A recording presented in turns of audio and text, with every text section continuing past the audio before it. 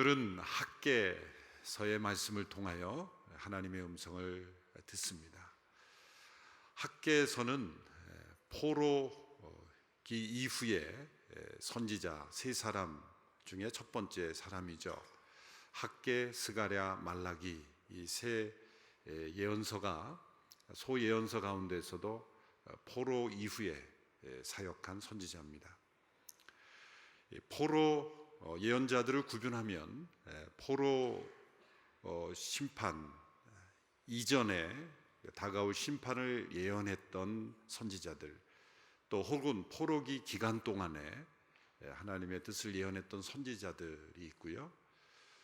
그들과 다른 사명으로 이제 이 바벨론 포로 심판을 지난 이후에 하나님의 뜻을 예언한 선지자들이 있습니다. 근본적으로는 다 죄에서 돌이키도록 하는 사명이지만 그 내용은 약간 차이가 있죠. 포로 이전에는 다가올 심판을 대비하고 그리고 회개하도록 돌이키게 하는 사명이 있었습니다만, 포로기 이후에는 그 심판을 겪고 난 이후에 그들이 다시 한번 하나님께로 나아오도록 하는, 살아나도록 하는 그런 사명이 주어져 있는 것이죠. 우리가 생각할 때는 심판을 받으면 사람이 근본적으로 변할 것이다 이렇게 생각할 수 있겠지만 그렇지 않습니다. 어제 역사 속에 끊임없이 반복된 그 심판의 내용들이 있었지만, 노아의 홍수 심판 이후에 그 백성들은 또다시 죄의 본성이 드러났죠. 하나님의 심판이 끊임없이 역사 속에 주어졌지만 인간은 아무리 혹독한 형벌, 하나님의 심판을 경험해도 근본이 변하지 않는다는 것을 보여주는 것이 하나님의 역사입니다. 사람은 심판을 통해서 근본적으로 변화되는 인생이냐? 그렇지 않습니다. 그래서 우리는 구원이 필요한 겁니다. 그래서 십자가가 필요한 것이죠. 성령님의 역사가 필요한 것입니다. 심판이라는 징계와 처벌로 사람이 변화되면 예수님께서 십자가를 지실 필요가 없는 것이죠. 형벌로 사람이 변화되지 않습니다. 아무리 사회의 법을 강하게 하고 또 혹독한 그런 처벌 규정을 만들어도 사람의 죄성은 벗어지지 않습니다. 그 사람의 죄성은 예수 그리스도의 십자가의 은혜로, 성령님의 역사로 새롭게 하시는 그 보혈의 능력을 통해서만 변화될 수 있는 것이죠.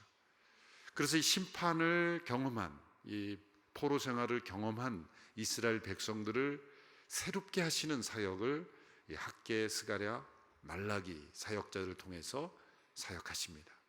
그것은 구약의 마지막 예언자들의 이 메시지를 통해서 이제 400년 후에 다가올 신약의 시대, 그리고 메시아의 오심을 가장 임박하게 준비했던 그런 사역자들입니다.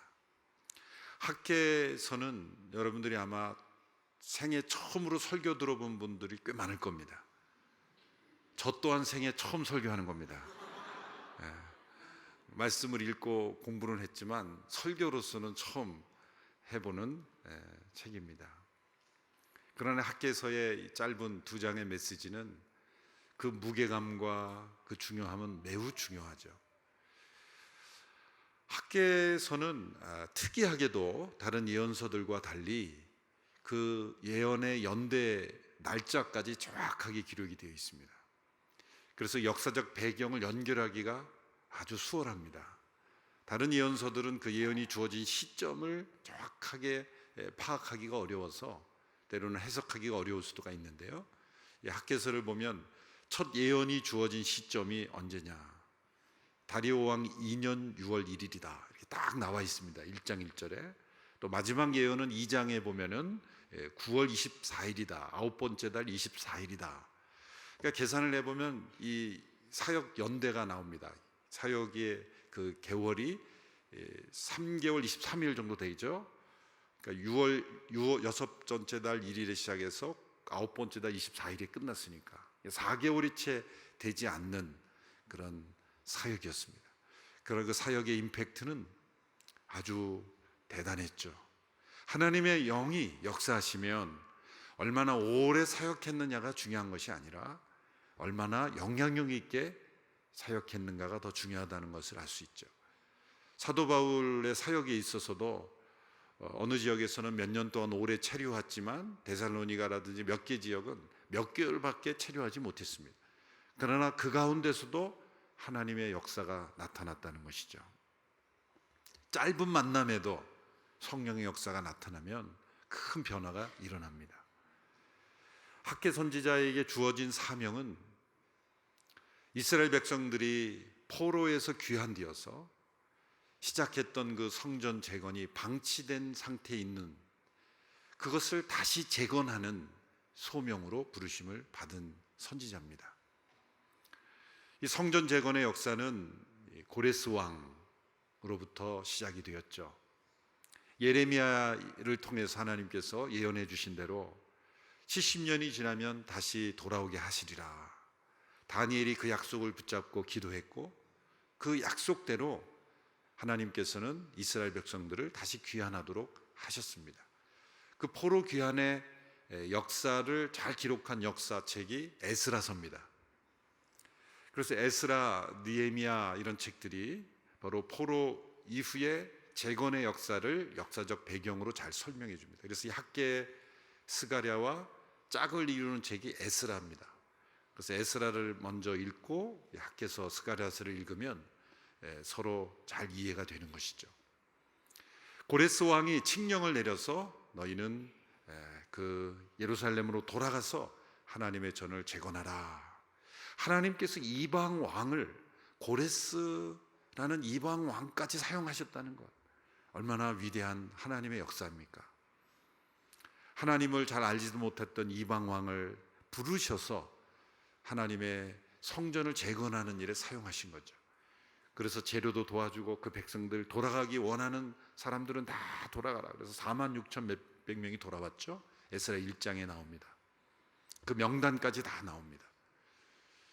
돌아온 백성들이 예루살렘에 와서 이제 준비 기간을 거쳐서 2년 만에 성전 재건의 역사를 시작합니다. 기초를 놓습니다. 에스라 3장에 보면 그 기초 공사를 할 때 과거에 그 예루살렘의 솔로몬의 찬란한 영광을 보았던 어르신들은 통곡하며 웁니다.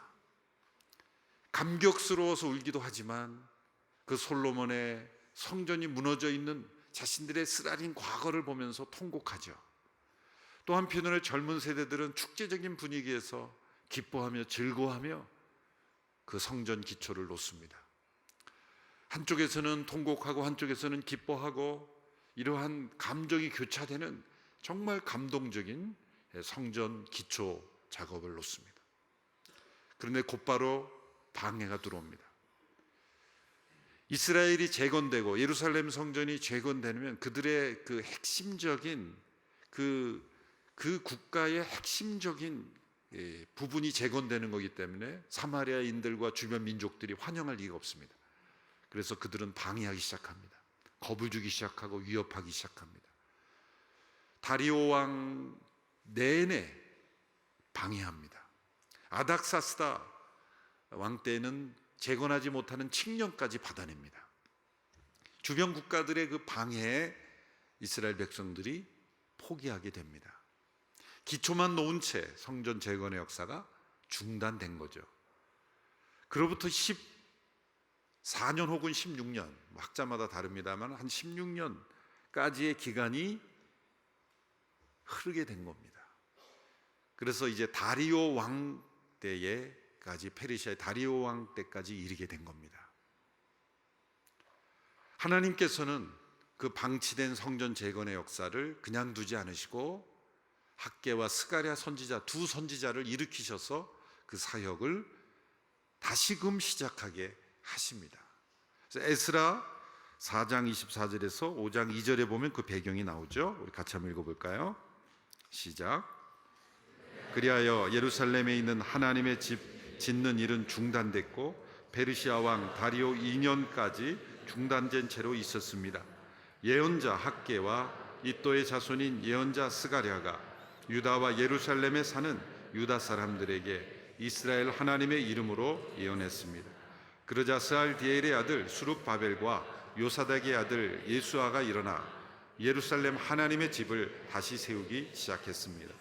그때 하나님의 예언자들이 그들과 함께하며 도왔습니다. 다리오 왕 2년 때까지 중단되었던 하나님의 성전 재건의 역사가 학개, 스가랴 두 선지자를 하나님이 보내심으로 그 당시 정치 지도자였던 스룹바벨, 또 대제사장이었던 여호수아가, 다시 여기서는 예수아 이렇게 됐습니다. 여호수아, 예수아 같은 겁니다. 그들이 다시 시작했다. 그 일에 쓰임받은 선지자가 학개입니다.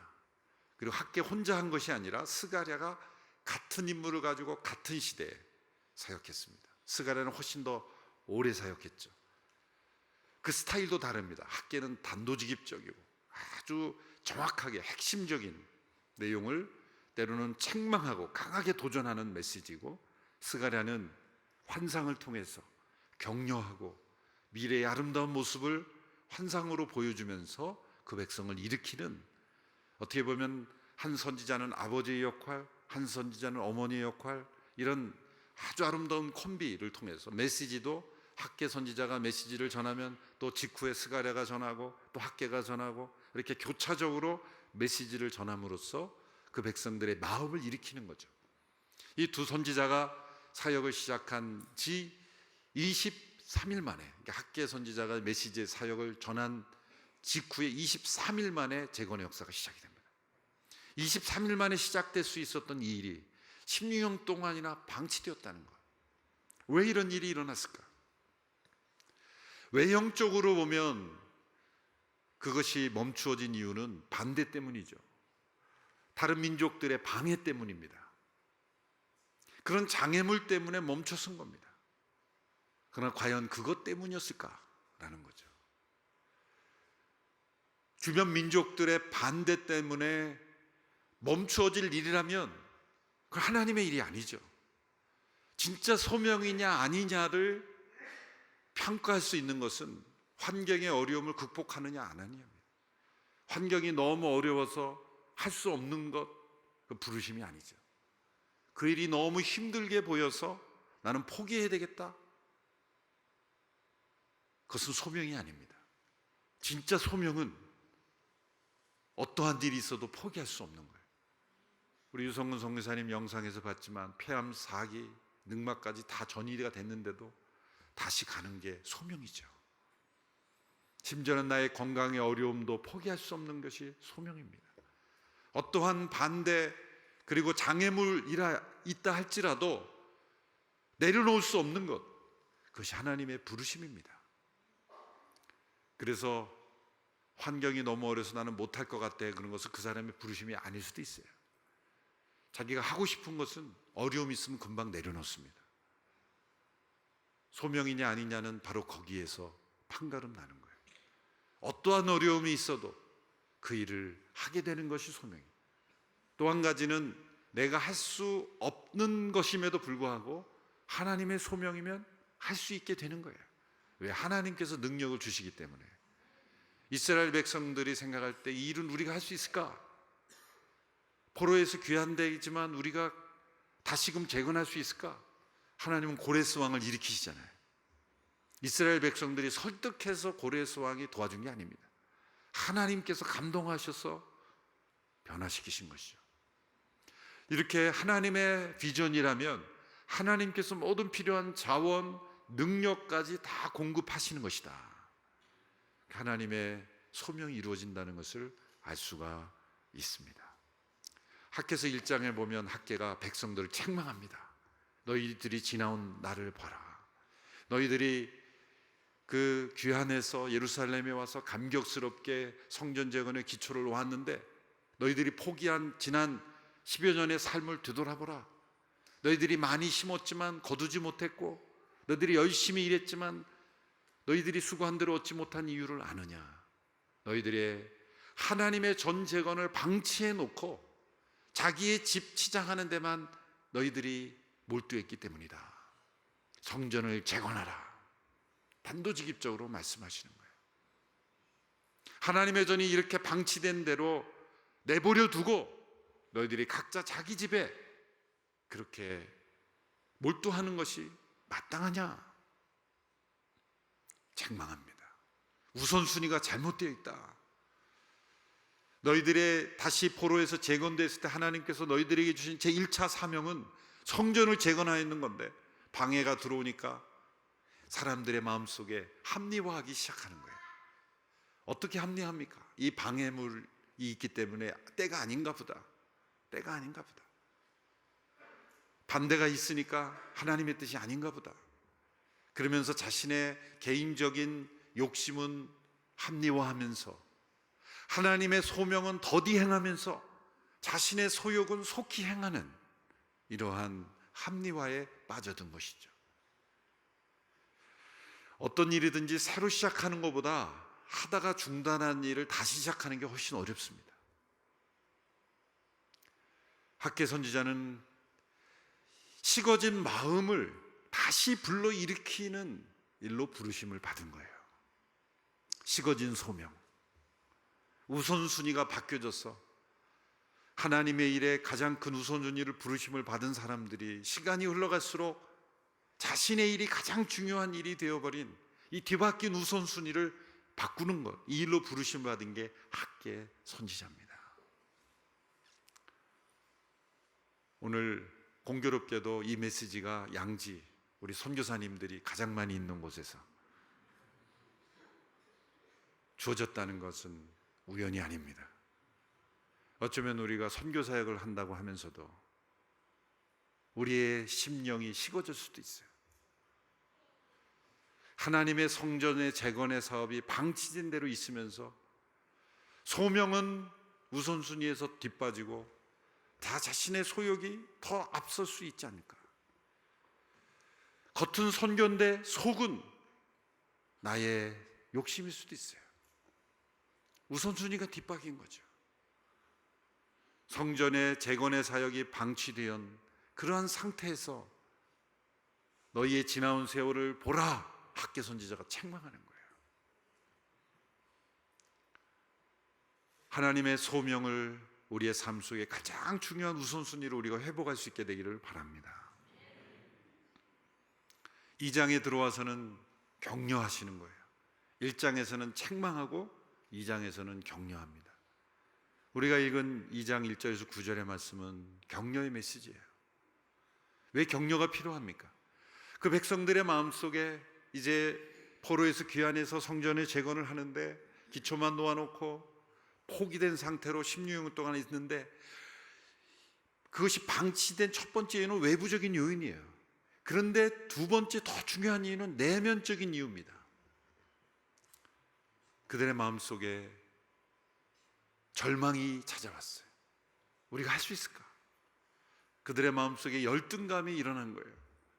과거의 솔로몬의 그 찬란했던 성전의 영광과 비교해 볼 때는 이것은 이렇게 생각해요. 우리가 이게 다 져봐야 이게 참 얼마나 되겠느냐, 이게 부끄럽게 생각하고 열등감이 빠지는 거예요. 하찮게 여겨지는 거예요.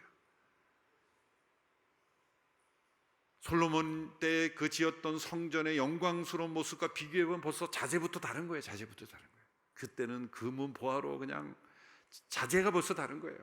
이런 자재로 우리가 져봐야 한숨만 나오는 거예요. 그러니까 하기 싫은 거죠. 그들의 마음속에 있는 실망감, 좌절, 또 그들의 마음속에 있는 열등감이 그들로 하여금 그 일을 하기 싫게 만들고 있는 거예요. 그래서 하나님께서 2장 3절, 4절에서 이런 말씀으로 격려합니다. 우리 같이 한번 읽어볼까요? 시작. 너희 가운데 이전 성전의 영광스러웠던 모습을 본 사람이 남아있느냐? 그런데 지금은 이 집이 너희에게 어떻게 보이느냐? 너희 눈에도 하찮게 보이지 않느냐? 그러나 스룹바벨아, 이제 용기를 내어라. 여호와가 하는 말이다. 여호사닥의 아들 대제사장 여호수아야, 용기를 내어라. 이 땅에 사는 모든 백성들아, 용기를 내어라. 여호와가 하는 말이다. 내가 너희와 함께하니 일을 하라. 만군의 여호와가 하는 말이다. 용기를 내어라. 대제사장에게도 스룹바벨 정치 지도자에게도, 그리고 모든 백성들아 용기를 내어라. 너희들의 눈에 보기에 지금 이 전이 과거에 이전의 영광과 볼 때 하찮아 보이지 않냐? 그러니까 너희들이 지금 실망한 상태로 열등감에 빠져서 이게 뭔가, 그리고 너희들이 좌절하고 있지 않느냐? 용기를 내어라. 일을 해라. 그들이 왜 절망하고 실망하고 열등감에 빠져 있습니까? 잘못된 해석을 하고 있는 거예요. 하나님께서 지금 다시 지으라고 하신 것이 솔로몬의 외형적인 성전의 화려함을 다시 회복하라는 게 아니죠. 하나님께서 과거에 솔로몬이 지었던 금은 보화로 채색된 그 성전, 그 보이는 외형적인 건물의 아름다움을 다시 회복하라는 게 아닙니다. 지금 하나님의 이 성전 재건의 역사의 목표는 보이는 건물이 아닌 거예요. 그들의 기준이 잘못되었기 때문에 그들이 실망하고 절망하고 있는 거예요. 잘못된 비교를 하고 있는 거예요.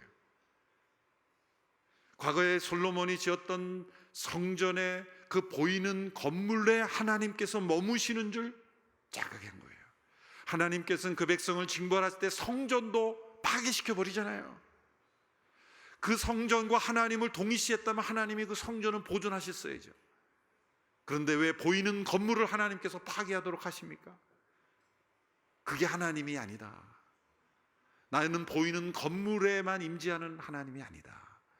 하나님의 역사 가운데, 섭리 가운데 일시적으로 하나님의 법궤를 둔 성전과 성막과 그런 과정을 하셨지만, 그 하나님의 계시의 그 역사를 통해서 부분적으로 사용하신 것이지, 하나님께서 지금 솔로몬의 영광스러운 외형적인 건물을 지라고 하신 게 아니라는 거죠. 그러므로 너희는 과거의 솔로몬의 성전과 비교해서 지금 못하겠다 하지 마라. 용기를 내어라. 내가 원하는 것은 그런 외형적인 건물이 아니다. 이것을 다시 지라고 하는 것은 또 다른 기준이다. 새로운 시대다. 이제는 보이는 성전의 영광스러운 것이 나의 기준이 아니다. 새로운 기준에 너희들이 바라는 영광과 내가 원하는 영광은 전혀 다른 것이다. 그것을 깨달으라는 거예요. 이 학개서를 통해서 주시는 성전의 영광은 어떤 영광입니까? 오늘 이 시대에 우리가 재건해야 될 성전은 바로 이 영광스러운 성전이에요. 그러므로 교회가 예배당을 건축하면서 성전 건축이라 이름 붙이는 것은 이제는 하지 말아야 돼요. 용어 자체를 쓰면 안 됩니다. 오해를 불러일으키는 거예요. 종교교회 500주년을 맞이해서 한국교회 완전히 살아야 될 것은 예배당 건축을 성전 건축이라고 부르는 것부터 없어야 돼요. 오늘의 교회는 예배당을 성전이라고 부르지 마세요. 절대 부르시면 안 돼요. 오해를 불러일으키는 거예요. 구약시대의 성전의 그 패러다임을 그대로 우리가 가져올 위험이 있기 때문에 하면 안 되는 거예요. 포로를 지나고 하나님의 심판이 지난 이후에는 다른 영광이 있는 거예요. 예배당을 화려하게 잘 지면 그것이 영광스러운 거라 생각하면 그거는 바벨론 포로 심판 이전으로 돌아가는 거예요. 하나님은 외형적인 건물의 아름다움으로 영광스러워하지 않는 시대입니다. 그런 건물에 이게 중요한 게 아니에요. 그거 자체 영광스럽게 되고 그 건물 자체를 신성시하게 된 게 종교개혁 이전으로 돌아가는 거예요. 그럼 왜 종교개혁을 했습니까? 그냥 캐톨릭이 있어야죠. 보이는 성전의 화려함, 그것 자체를 어떤 성물로 만드는 것, 그것이 아니다라는 것을 말씀해 주시는 거예요. 용기를 내어라는 건 그런 거예요. 용기를 내서 너희들도 솔로몬 성전처럼 만들 수 있다가 아니라, 이 용기는 어디서 나오는 거예요? 다른 신학, 다른 관점을 가져야만 나오는 용기예요.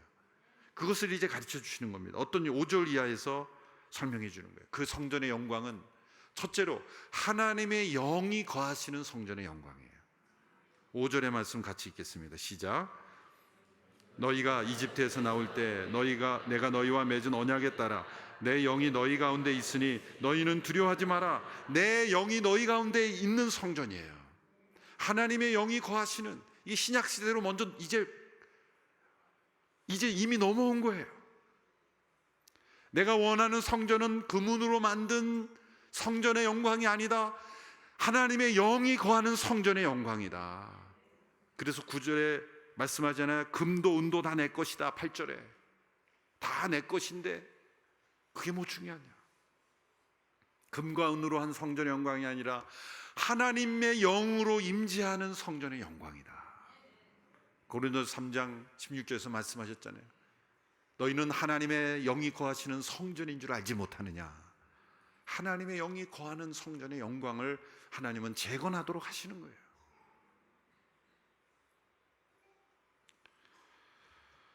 하나님은 하나님의 영으로 충만한 사람들을 통해서 세워지는 성전, 그것을 재건하도록 요구하시는 거예요. 그게 하나님의 언약의 목표였습니다. 그것이 성령의 오심으로 이루어진 거죠. 두 번째, 이 성전의 영광은 하나님께서 만물을 뒤흔드셔도 무너지지 않는 성전의 영광이에요. 6절과 7절 초반부까지의 말씀을 보십시오. 같이 읽겠습니다. 시작. 만군의 여호와가 이렇게 말한다. 이제 조금 있으면 내가 다시 한번 하늘과 땅과 바다와 육지를 뒤흔들 것이다. 또 내가 모든 민족들을 뒤흔들 것이다. 모든 만물을 뒤흔드시는 시대가 온 거예요. 이 만국의 진동. 참 학자들이 그 해석을 하기 힘들어해서 뭐 여러 갈래로 해석하는데 왜 그렇게 머리를 싸매고 힘들게 해석하는지 모르겠어요. 뒤흔든다 그랬으면 흔드시는 거지 뭐 거기 해석이 필요해요. 이 진동이 뭐냐 뭐 언어적으로 하는데 만국이 흔들리는 거예요. 전 지구가 흔들리는 거예요. 마지막 하나님께서 이 세상을 심판하실 때 흔들리는 겁니다. 이 지상에 쌓여놨던 그런 모든 것들이 흔들리는 거예요. 그럴 때 우리가 쌓여놨던 화려함은 다 흔들릴 겁니다. 그 세계 도처에 일어나는 지진이 일어났을 때 그 엄청난 건물들이 다 무너진 거 보시죠.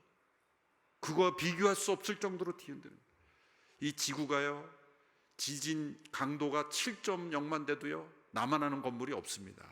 일본은 너무 튼튼하게 대비를 잘했기 때문에 잘 견디지만 지진 강도가 10만 돼도 견딜 수 없죠. 10이 뭡니까? 만물이 뒤흔드실 때 보이는 화려한 성전이 지탱할 수 있겠습니까? 만국이 뒤흔들려도 무너지지 않는 성전, 그건 뭡니까? 예수 그리스도의 몸된 하나님의 사람들이죠. 솔로몬의 성전도 무너졌고 이들이 다시 세우는 제2성전도 무너지고 제3조 성전도 무너지고 우리가 이 땅에 세워나는 멋진 예배당도 다 무너질 거예요. 만국이 뒤흔들 때 무너지지 않는 성전. 예수님께서 예루살렘 성전을 보고 이 성전을 홀라 내가 사흘 만에 다시 일으키리라. 그 뭡니까? 그리스도의 부활하심을 통해서 세워진 그리스도의 몸. 그것은 만국이 뒤흔들려도 무너지지 않는 성전이에요. 내가 만국을 뒤흔들 것이다. 금도 내 것이고 은도 내 것이다. 너희는 보이는 건물에 집착하지 마라.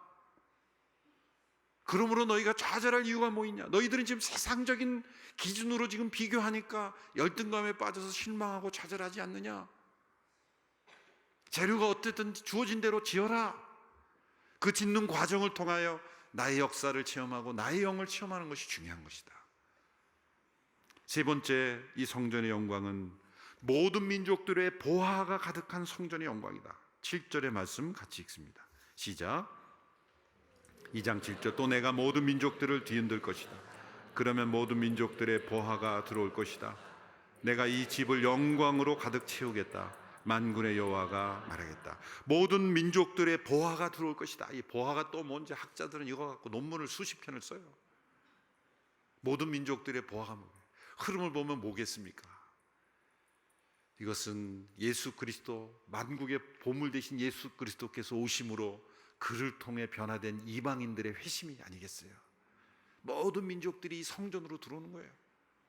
이 성전은 단지 몇십 명, 몇백 명만 수용하는 그 예배당이 아니라 이 보이지 않는 성전, 모든 열방들이 만국의 보화이신 예수 그리스도께로 속하게 되는 성전. 진정한 성전의 재건은 예수 그리스도의 몸이 재건되는, 예수 그리스도의 몸이 이 땅 위에 이루어지는 거예요.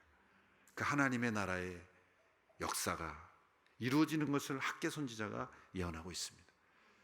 그래서 나중 영광이 이전보다 크리라는, 이제 지금 세워지는 영광이 솔로몬의 화려함보다 더 화려하다는 게 아니에요. 그런 외형적인 건물의 화려함이 아니라 하나님의 영이 임재하시는 그런 영광, 그리고 만물이 뒤흔들려도 무너지지 않는 영광, 그리고 모든 민족들, 열방들이 주께로 나오는 성전의 영광.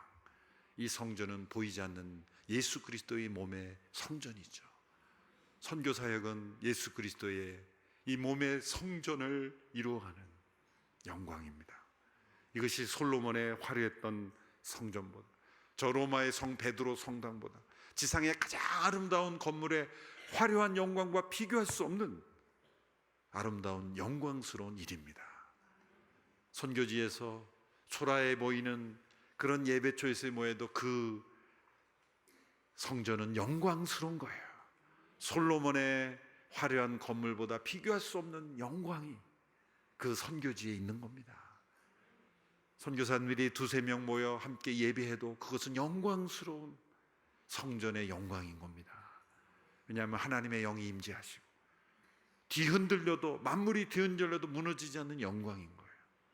이 열방이 주께로 돌아오는 영광이기 때문에 학개서를 통해 영광을 우리에게 보여주셨습니다. 오늘 이 교회는 보이는 그런 건물이나 화려한 어떤 것의 영광이 아니라 보이지 않는 하나님의 성전의 영광이 가득한 교회 될 수 있게 되기를 축원합니다.